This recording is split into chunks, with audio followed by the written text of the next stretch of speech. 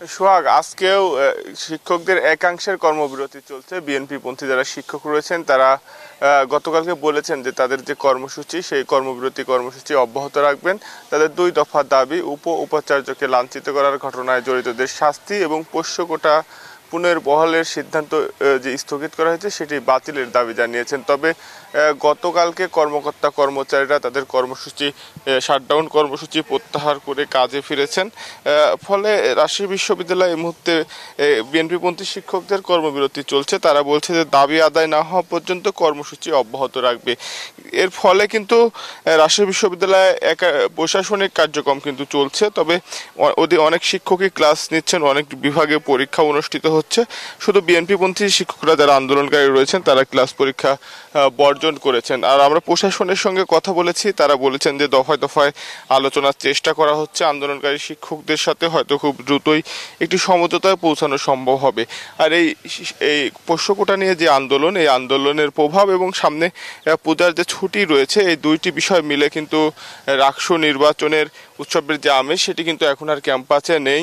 আর নির্বাচন যেহেতু 16 অক্টোবর, এখন অনেক দেরি আছে। শিক্ষার্থী, ভোটার, প্রার্থী যারা রয়েছেন তারা বাড়ি চলে গিয়েছেন। ক্যাম্পাস পায় একেবারে জনশূন্য। হয়তো ছুটির পরে আবার রাকসুর যে উৎসবের আমেজ সেটি হয়তো ক্যাম্পাসে ভোটের আমেজটাও আবার দেখা যাবে। এই মুহূর্তে ক্যাম্পাস একেবারে জনশূন্য, ফাঁকা, স্থবির হয়ে আছে বলাই যায়। এই ছিল রাজশাহী বিশ্ববিদ্যালয় থেকে সর্বশেষ। চট্টগ্রাম বিশ্ববিদ্যালয় থেকে আরও খবর জানাচ্ছেন সহকর্মী তামিম। আমরা যাচ্ছি তামিমের কাছে।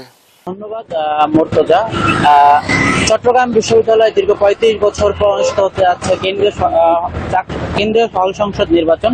এই নির্বাচনকে ঘিরে আমরা দেখছি শিক্ষার্থীদের মধ্যে বাড়তি উত্তেজনার কাজ করছে।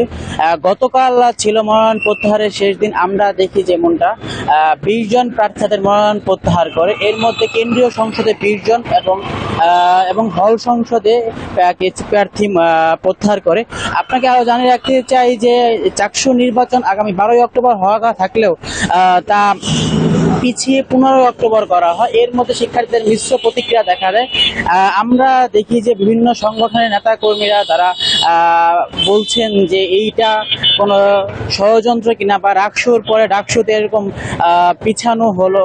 ডাকসু এবং জাকসুর পরে যে নির্বাচনগুলো দেখছে যে পিছানো হচ্ছে, এটা ষড়যন্ত্র কিনা বা নির্বাচন বানচালের কোনো ষড়যন্ত্র কিনা এমনও বলছে।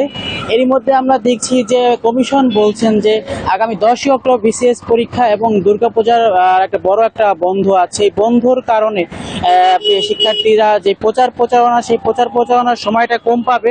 এই জন্য তাদেরকে 3 দিন পিছানো হয়েছে। এই জন্য আমরা আরো জানিয়েছেন যে আমাদের যে নির্বাচন সুষ্ঠু করার জন্য কমিশন বিভিন্ন পদক্ষেপ নিয়েছেন। তারা ব্যালট পেপার এবং যে স্বচ্ছ ব্যালট পেপারের বিষয়ে সেটা আমাদেরকে জানিয়েছেন। এছাড়া গণনা পদ্ধতির বিষয়ে আমাদেরকে জানিয়েছেন যে তারা ম্যানুয়াল পদ্ধতিতে এমন করবে কিনা, এমনটা আমাদেরকে জানিয়েছেন। এছাড়া আমরা দেখছি যে নির্বাচন প্রচারণা এখনো চলছে। শিক্ষার্থীরা যাচ্ছেন, তারা ভোট চাচ্ছেন। যেহেতু আনুষ্ঠানিকভাবে এখনো প্রচারণা শুরু হয় নাই, আগামী 5 অক্টোবর থেকে প্রচারণা শুরু হবে। বান্ডেল থাকলে প্রতি সেনমানিতে টাকা বাঁচবে। বিকাশ সেনমানি বান্ডেল কিনে জিতুন প্রতি লেনদেনে।